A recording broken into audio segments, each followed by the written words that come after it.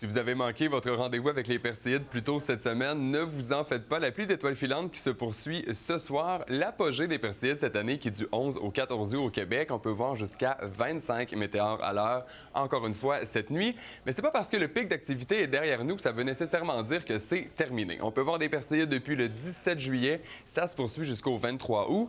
Donc, si vous partez en vacances ou au chalet au cours des prochains jours, les chances sont grandes que vous puissiez en observer, même s'il y en a moins dans le ciel. On parle d'environ une dizaine de météores à l'heure pour les prochains jours. Mais là, la grande question, est-ce que les conditions météo sont de notre côté? La réponse est oui. On a des nuits dégagées la nuit prochaine et la suivante au Québec, et ce, partout. Par contre, de samedi à dimanche, petit bémol, on a de la pluie qui pourrait toucher le centre, l'est et le nord-ouest en raison d'une dépression qui passe un peu plus au nord. Et bien sûr, de la pluie, c'est pas les bonnes conditions pour regarder les Perséides. Donc, le truc pour les observer, c'est de s'éloigner de la pollution lumineuse. On quitte les grands centres urbains, on priorise la nature, mais il y a aussi la Lune à prendre en considération, parce que plus elle est pleine, plus elle illumine le ciel. Et ça réduit la qualité de l'observation.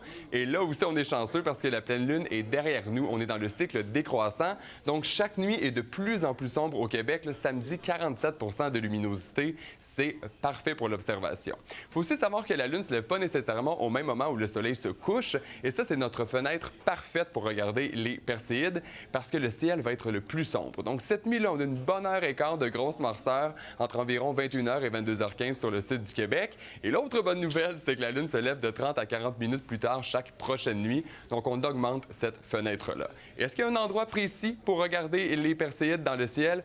Non, on peut en voir partout dans le ciel. Par contre, les Perséides se produisent parce que la Terre rencontre les débris de la comète Swift-Tuttle qui se trouve dans les environs de la constellation de Persée. Donc, c'est dans cette région-là du ciel que vous devriez observer davantage de Perséides. Mais quand même, vous pourrez en voir partout dans le ciel. Là-dessus, je vous souhaite une excellente observation jusqu'au 23 août.